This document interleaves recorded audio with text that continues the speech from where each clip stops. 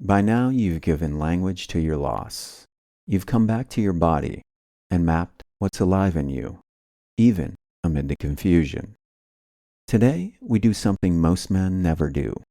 We ritualize the change. We mark the moment. My name's Nelson Pahl. I'm an experiential psychologist that makes it easy for midlife men to reclaim identity and reinvent themselves. And today, in part 3 of the Good Grief John Doe audio mini course, we plan an event that makes that shift real.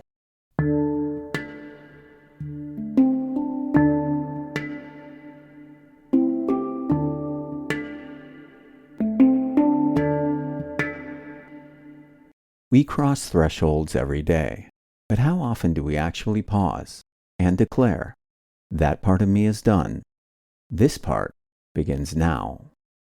What would it mean to mark the end of one identity and the beginning of another? This isn't about ceremony for ceremony's sake. This is about creating a lived, embodied gesture that says, I'm no longer who I was, and I'm now willing to find out who I'm becoming. What event could symbolize this transition for you? Here are some ideas. The burn pile. Write down names, memories, or symbols of that chapter and burn them in a fire pit, either alone or with trusted witnesses. The final playlist.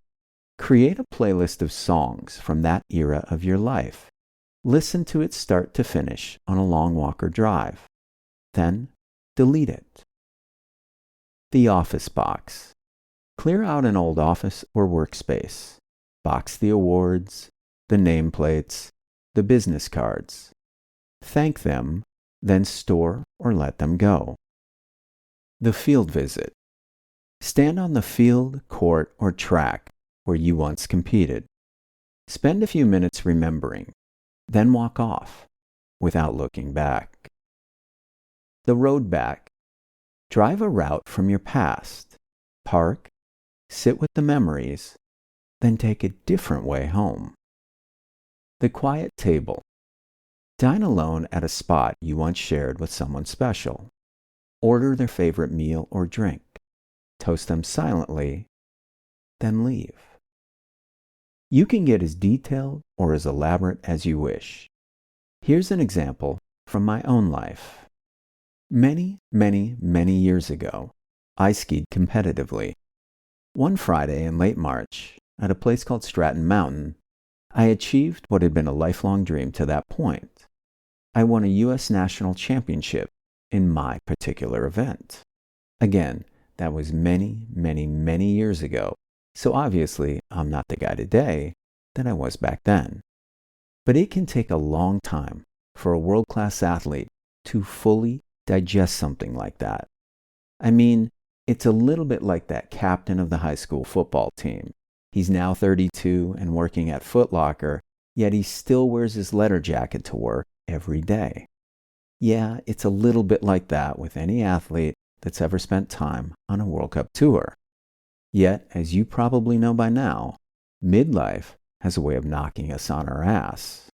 So, sensing that I had reached a point where I might have to formally say goodbye to that part of me, to that identity, I planned an event to officially ritualize the farewell.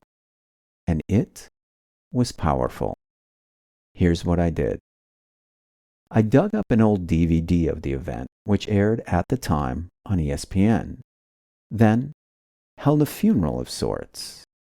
I grabbed some popcorn, my 2 dogs, Izzy and Moose, popped the DVD into the borrowed DVD player, because who owns a DVD player anymore?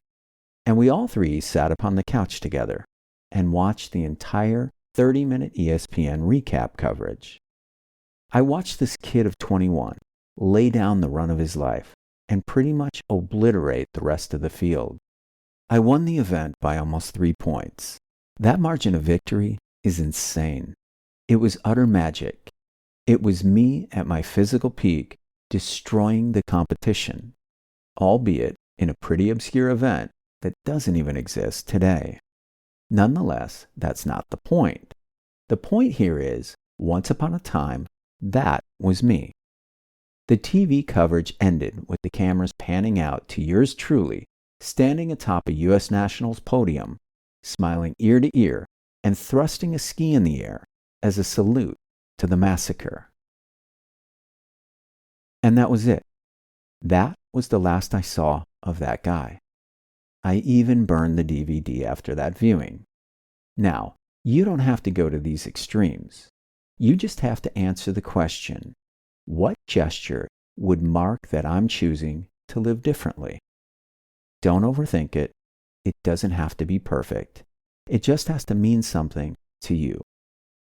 This is the moment we move from passive to active, from drifting to declaring. So take 5 to 10 minutes, design your event on paper, give it a theme, give it a date, make it real. This is how we reclaim authorship. This is how we stop waiting for permission. If this mini course has stirred something awake in you, the ache, the hunger, the readiness, then here's something you must know. This is just the threshold. The real work, the deeper work, happens inside Resurrection Camp, my powerful 28-day challenge for midlife men looking to reclaim identity and reinvent themselves. Men like you. Men that aren't satisfied with merely surviving midlife. Men that are looking for more of the magic. I invite you to enroll in Resurrection Camp today. Just log on to resurrection.camp. You'll also find that link in the show notes of this podcast. Until next time.